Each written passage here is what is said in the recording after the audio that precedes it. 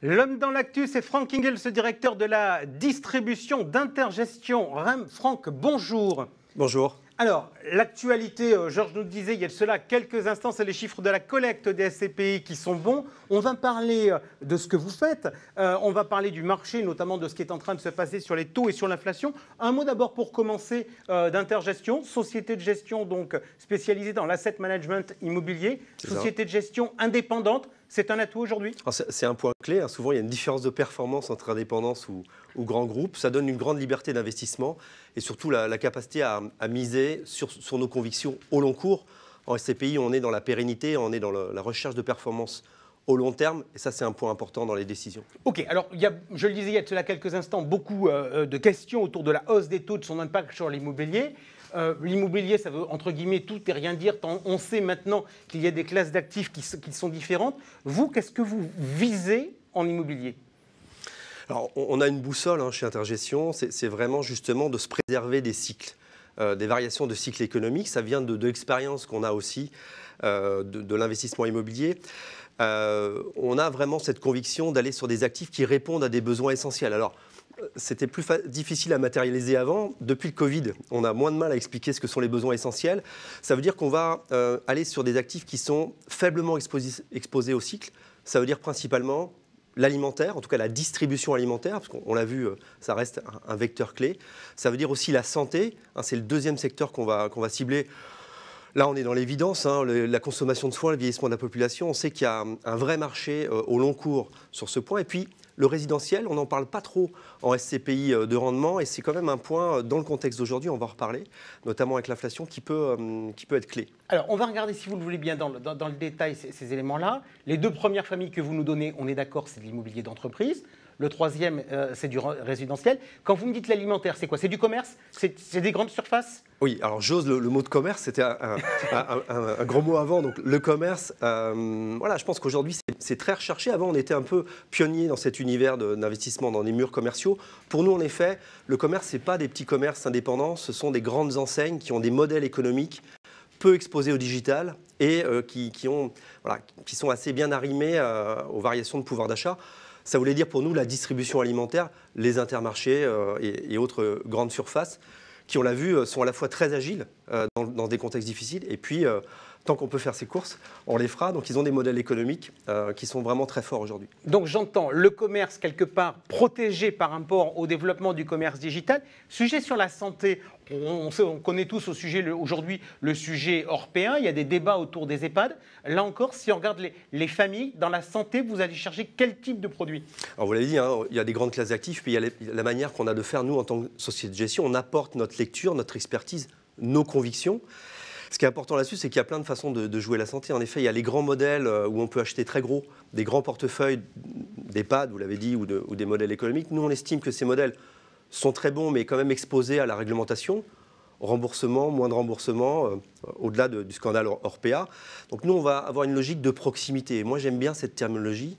La proximité, c'est la santé de proximité. Pour nous, c'est le commerce de santé, les opticiens, les labos d'analyse médicale, les pharmacies. Voilà, donc ça, c'est de la proximité.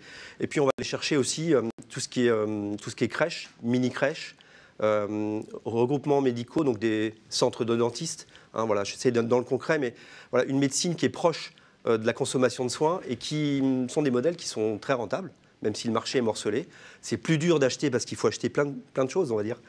Mais voilà, il y a une rentabilité, une pérennité qui nous semble très importante. Alors, trois grandes familles de produits immobiliers qui correspondent à ces besoins essentiels. On a vu la distribution, la grande distribution, notamment alimentaire, la santé et le résidentiel. Il y a trois produits aujourd'hui qui sont ouverts à la souscription. On va, si vous voulez bien, les regarder rapidement, que vous nous expliquiez un peu les briques qu'on va retrouver dans chacun. Le plus ancien, c'est Crystal Rent, qui a un peu plus de 10 ans. C'est ça, on a fait le 10e exercice. On va dire qu'on a injecté dans chacun de nos fonds nos convictions. Donc cette conviction sur l'alimentaire dont je parlais juste avant, et dans Crystal Rent, c'est vraiment un véhicule où on va retrouver de la grande distribution, grandes enseignes de distribution, alimentaire pour la moitié, et puis voilà, très gaulois, du jardinage, du bricolage, et puis ce qu'on appelle le snacking, nous, donc la restauration rapide, des secteurs qui sont peu exposés au digital, voilà, qui préservent aussi des cycles. Et alors, donnez-moi le nom des marques avec lesquelles que vous avez comme locataire, que je sache le jour où je vais faire mes courses. Si Restauration rapide, si vous avez envie d'un Deliveroo Uber Eats chez Burger King ou KFC, vous nous trouverez. Si vous avez envie d'acheter vos fleurs ce week-end chez Jardiland ou Gamme Vert ou Truffaut, on y est aussi. Et puis sinon, après, dans la distribution alimentaire, on va être sur, un large spectre, des grandes enseignes comme Intermarché qu'on aime bien, et puis aussi du bio. Notamment où on a pas mal investi ces derniers temps. Ok, Crystal Ramp, donc on est sur la partie distribution. Alors on est sur une vraie SCPI de fonds de portefeuille, c'est pas autant une spécialisée qu'on veut le dire dans le commerce, c'est 5% chaque année, j'ai envie de dire quoi qu'il advienne, y compris dans l'œil du cyclone en 2020 où on a donné cette performance. C'est surtout, et moi j'aime bien le repréciser, en SCPI, il y a le double levier de performance. Bien sûr, il y a la distribution, ça c'est les tableaux de score, et puis il y a la hausse de la valeur, la hausse de prix de la part. Quand on additionne les deux, on a un TRI qui est proche de 7%. Pour le coup, on se situe vraiment tout en haut du tableau. Alors, on va regarder maintenant les innovations. Lancement de mémoire, c'était l'an dernier, Crystal Life. Absolument. Quelle brique sur quelle elle utilise Alors là, on cristallise, j'aime bien ce mot parce que c'est le nom aussi de nos fonds, on cristallise un peu les convictions que je vous ai données. Dans Crystal Life, on va retrouver de la distribution alimentaire aussi, c'est notre expérience, notre expertise. On va retrouver de la santé de proximité telle que je l'écrivais et du résidentiel. On a donné 5,25 pour la première année. L'ambition, c'est de donner au moins 5 et d'avoir un TRI de 7%. Donc là aussi, on est sur une recherche de performance qui se situe dans ce qu'on fait bien. Il y a une nouvelle classification. Elle est classée comment ? Alors, la classification de l'ASPIN dans la nouvelle classif, elle est où ? Alors dans la proposition de valeur, on veut que ce soit, pour mes confrères, je mets des guillemets, une vraie diversifiée. Les diversifiés du marché, c'est 65-70% de bureaux. Là, pour le coup, on va être sans aucune classe d'actifs majeure, donc on n'aura aucune classe d'actifs qui fera plus de 50%. On aura une répartition diversifiée au maximum pour justement démultiplier le risque. Alors, Grand Paris, Grand Paris résidentiel ? Oui, alors là, on va justement focaliser sur la partie de l'habitat. Quand on ne peut pas dire vouloir investir dans les besoins essentiels et pas être dans le toit, on va dire, dans la maison. Donc, dans cette expertise, pour nous, c'est le Grand Paris. C'est quand même le premier projet européen, on va dire, en termes de grands projets urbanistiques. Une valeur qui est solide aussi, en cas de variation et de cycle de prix immobilier.